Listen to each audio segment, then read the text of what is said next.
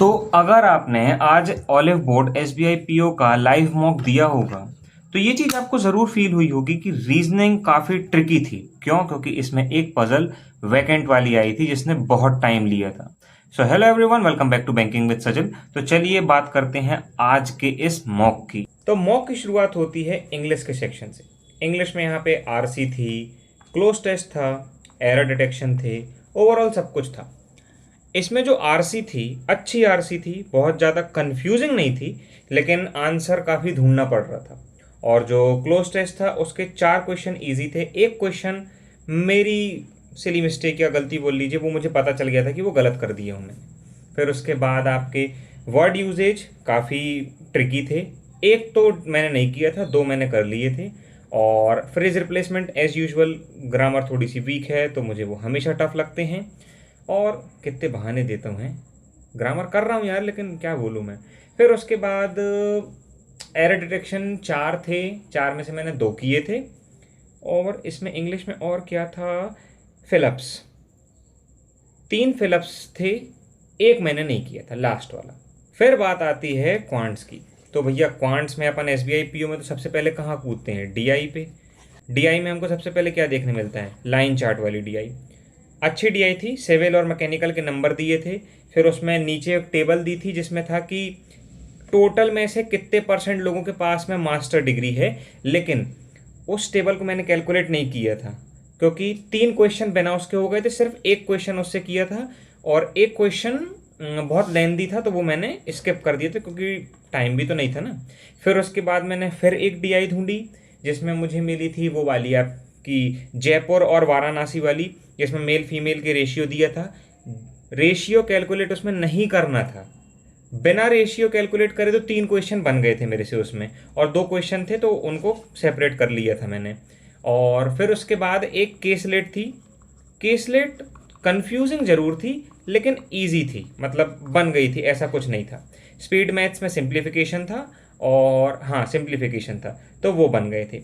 लेकिन इसमें एक क्वेश्चन यहाँ पे मेरा गलत हुआ है, जो मुझे लगता है कि वही जयपुर और वाराणसी वाली डीआई का एक क्वेश्चन गलत हुआ होगा। थोड़ा ना, मतलब मैं आपको बताऊं, 10 मिनट लग गए थे मेरे को वो वाराणसी वाली और मतलब वही दोनों जो डीआई थी ना, अपनी टेबल वाली डीआई, 10 मिनट लग गए थे। पता नहीं क्यों बहुत ज़्यादा कैलकुलेशन करने में टाइम लग रहा था। फिर अपन आगे बढ़ते हैं अपनी रीजनिंग पे।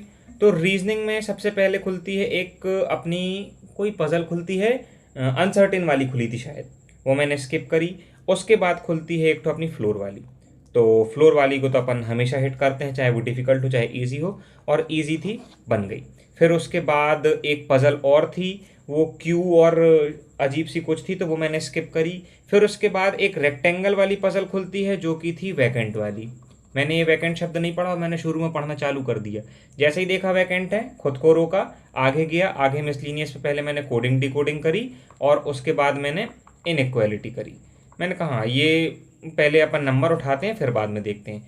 उसके बाद में पहुंचा वैकेंट वाली पजल पे। वैकेंट वाली पजल बनाया, 4 पॉसिबिलिटी बन रही थी।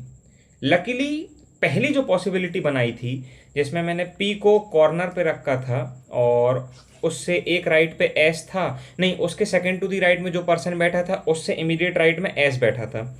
इससे करके मैंने ये वाली पजल अपनी बना ली थी और वो लकीली पहली ही मेरी पॉसिबिलिटी सही हो गई थी।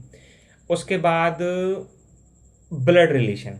ब्लड रिलेशन अच्छा था, कैरेक्टर के नाम अच्छे थे आज, माइक और ये सब, वो बढ़िया था। तो रीजनिंग में मार्क्स तो नहीं खिंच पाए, कारण था क्योंकि वैकेंट वाली पजल में टाइम लग रहा था। जिसने भी ये टेस्ट दिया होगा ना, वो इस चीज़ को मानेगा तो ज़रूर कि टाइम तो लगा था आज रीजनिंग में। उसी के कारण आज अपना स्कोर 60 क्रॉस तो नहीं हुआ है। मेरे हिसाब से मैथ्स में 3-4 क्वेश्चन और होने थे जिसकी थोड़ी सी स्पीड अच्छी रही होगी, उसने बनाया होगा, ऑब्वियस सी बात है। तो आप में से जिसने भी इस मॉक को अटेम्प्ट किया होगा कमेंट सेक्शन में स्कोर ज़रूर बताइए, और ट्राई करेंगे कि अब से ऐसा ही एक शॉर्ट वीडियो कि क्या मॉक था, कैसा मॉक था, कैसा मेरा परफॉर्मेंस था, मुझे क्या लगा, आप लोगों के साथ शेयर करने की। तो चलिए मिलते हैं नेक्स्ट वीडियो में, तब तक के लिए टाटा बाय बाय। और 1000 सब्सक्राइबर भी कंप्लीट हो गए हैं चैनल पे, तो उसके लिए थैंक यू सो मच। और टेलीग्राम चैनल जरूर ज्वाइन कर लेना जो कि डिस्क्रिप्शन में लिंक है।